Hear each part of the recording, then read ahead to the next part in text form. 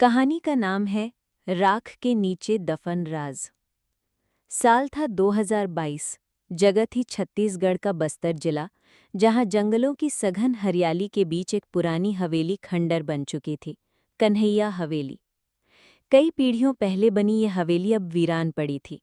कहा जाता है कि इस हवेली के नीचे कुछ ऐसा दफन है जिसे उजागर करना इंसान को अपनी जिंदगी की सबसे बड़ी भूल बन सकती है।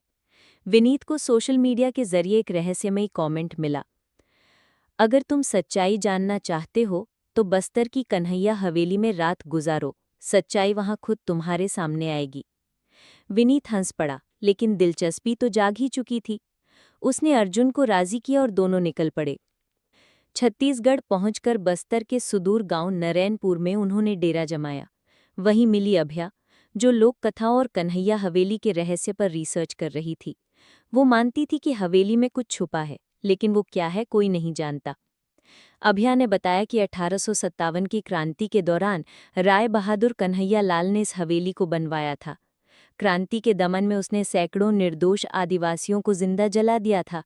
तब से ये हवेली राख की हवेली कहलाने लगी।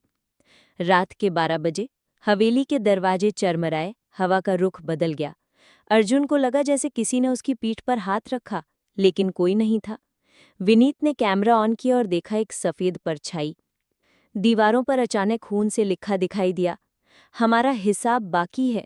अर्जुन डर गया, लेकिन विनीत आगे बढ़ा। नीचे तहखाने की तरफ एक दरवाजा खुला, जहां से सड़ी हुई मांस की बदबू आ रही थी। तहखाने में लकड़ी की बहुत पुरानी संदूक पड़ी थी। उसमें थे तंत्र मंत्र की किताबें, टूटी हुई मूर्तियां और एक खून से सना मंत्रोच्चार वाला कपड़ा। तभी विनीत के शरीर में झटका लगा, जैसे किसी ने अंदर प्रवेश किया हो। अर्जुन विनीत को लेकर गांव लौट आया, लेकिन अब विनीत की आंखें लाल थीं और आवाज भारी हो गई थी। दादा ठाकुर ने कहा, वो अब अकेला नहीं है, हवेली की आत्माएं उसके साथ घर आई हैं। रात के समय घर में चीजें हिलने लगीं। अर्जुन के लैपटॉप में खुद ब खुद वीडियो चलने लगे, जिसमें आदिवासियों की चीखें सुनाई देती थी। विनीत कभी अजीब भाषाओं में बोलने लगता। अभया ने एक आदिवासी तांत्रिक बुड्ढा बाबा को बुलाया। उन्होंने कहा, जब तक हवेली के नीचे की राख की सच्चाई उजागर नहीं होगी, तब तक ये प्रेत आत्माएं मुक्त नहीं होंगी। तीनों दोबारा हवेली में घुसे, इस बार बुड्ढा बाबा के साथ। नीचे तहखाने में खुदाई शुरू की। वहां उन्हें मिले जले हुए नर कंकाल, जिनकी संख्या दर्जनों में थी। हर खोपड़ी पर मंत्र लिखे हुए थे।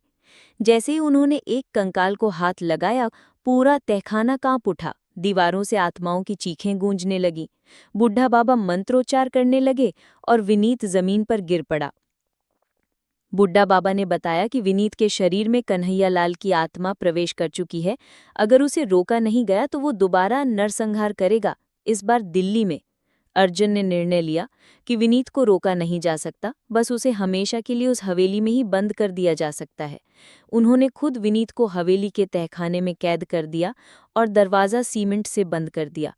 अर्जुन आज भी बस्तर में है और हवेली के बाहर लिखा है, राख के नीचे दफन राज, उठाओ